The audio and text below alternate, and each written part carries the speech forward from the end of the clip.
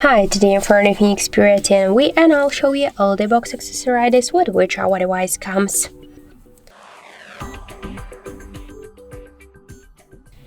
So let's first open the box.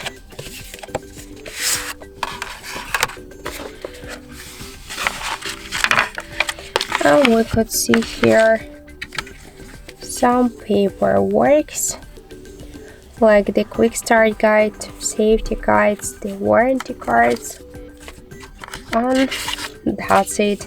That's all of the box accessories with which our device comes. So unfortunately we have no here any adapters, just no USB cable, no protective case, no headphones. So if you wanna use all of the options, all of the accessories, you should buy them separately.